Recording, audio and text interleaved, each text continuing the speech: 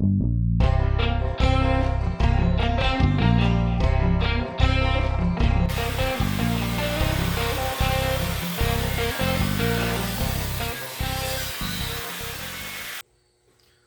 hey, good morning, guys. Welcome back to Thornapple Creek Farms, day 2 of the repair of the Hesston. So, as anybody watched that last video I posted, I kind of threw a little teaser out there. Showed a picture of what we're going to do. We're going to recreate this part completely. And I have a lot of this part recreated. I have got a piece of box tubing, welded in and, cut it at the triangle, welded in a wall all along with it. All I'm really yet to do is punch a hole in the middle and 2 holes on either side. So, when I posted that video though, I had a nice gentleman from IP Farms commented that he's repaired these before with welding them and they haven't come back. So, kind of thinking about just throwing some weld on here and seeing what happens. I've got probably at least a day's worth of work in that one. And plus I got to make sure all the holes line up perfectly.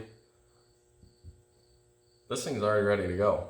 So, ground everything into a bevel, ground out all the paint, got myself a nice good ground over here for the electrical.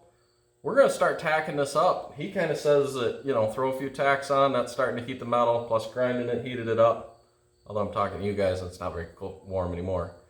I'm going to start tacking this, and then I'm going to burn the heck out of it. Thinking one line right down the crack, and at least another line around the entire, both sides of that. So, we'll see. Maybe we can get this to hold and not have to do all of that monkeying around. Come on, let's do some work.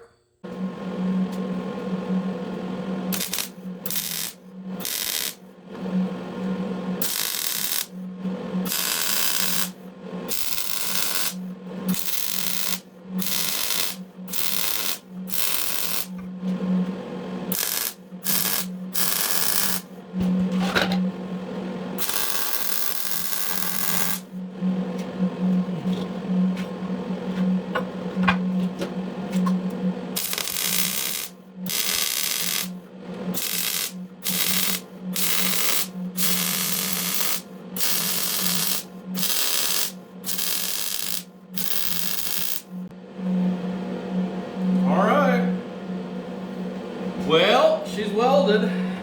Now, I think we're gonna get serious. Felt good, gas looked good. We're just gonna burn her. Right straight down the middle.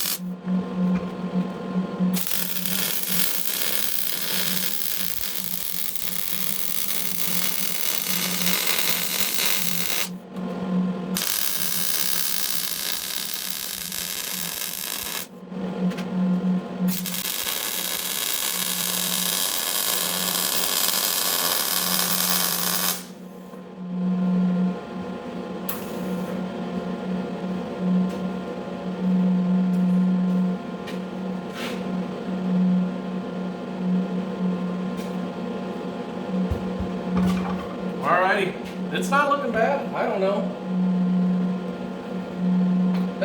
Is that good? We're gonna hit her with a grinder a little bit, hit it with a wire wheel, burn ball on both sides.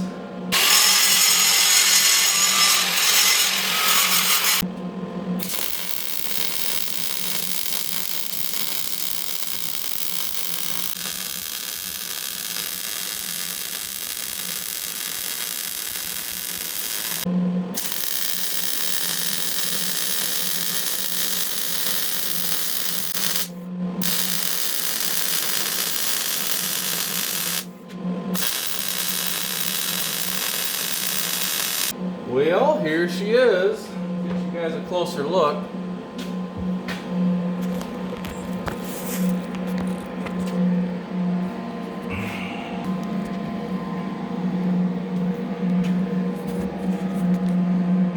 still steaming.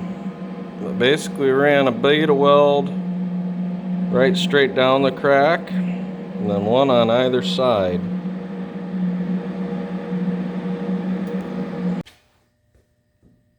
Alright guys, well, this is what we decided on. I know y'all were expecting me to have a brand new piece sitting here all worked up, and I got part of the way there, you know, yeah. But, guy that's been on my channel since the very beginning, Ed Gosselin, Gosselin Farms, he's always commenting and making good comments and constructive comments, and he said he's worked on these before. These are common to break if you don't tighten the bolts on these every time you grease them, which, you know, I was looking at some of the pictures that I took the night that it happened, and those bolts were definitely loose. He said that they'll crack, but he says he puts a ton of weld on them all the way around, cleans them up, straightens them, and he hasn't had any come back. So instead of spending all day long getting holes punched on both ends of that new piece, getting this bearing sleeve put in here, I went ahead and welded this thing up. Boy, there's a whole lot of weld on it. So there's also this side over here needed to be fixed. This side had broken off, the bolt holes, the little flange that had the bolt holes broke off. So I went ahead and welded on a new piece here, got the holes drilled. But this is cleaned up. I cleaned this bearing sleeve up. These holes are good to go. I think I got everything packed up. We're gonna head over to the field, see if we can put this on and maybe even do a little bit of cutting with it today. I'm pessimistically optimistic. So we'll see. We'll see you guys in the field. Give you guys a look at the welding that I did. Like I said, I piled a lot of weld on it. My first two paths went right down the crack. First three paths, excuse me. First one I just kind of tacked all over 360 degrees. Then I went straight down the crack 360 degrees. Then I went to the right of the crack, to the left of the crack. And then when I was done, I stitched it this way along the crack so that I could get support from all sides. And then at the very end, I threw this bead in the end. So that's where the other side looks as well. And I don't know. We'll see what happens. Alrighty. Hero of the day, Ed Gosselin. We got to give a huge shout out to him. I tell you, he really saved me a ton of work. He sent a nice message about how to fix this, how he's fixed these hay binds a few times. I went ahead and took a couple hours this morning, did exactly what he said, and she seems to be cutting real good. Changed all the pins, hardware, lock nuts, bearings, and yeah, everything seems to be doing real good. We'll get out here a few times, we'll check it, but we've already done quite a bit of cutting, and I think he got it for us. Like I say, Ed Gosselin, he's the hero of the day. Thanks a lot, buddy.